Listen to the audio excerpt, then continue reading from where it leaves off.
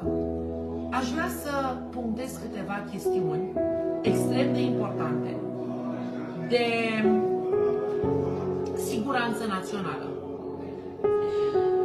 de o gravitate excepțională. Într-o altă țară, capii serviciilor secrete ar cădea după ce eu voi spune ceea ce voi spune acum.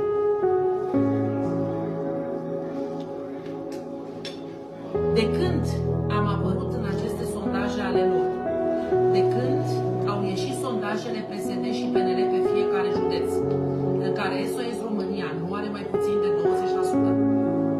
20%. Ca partid. Ca partid vorbesc.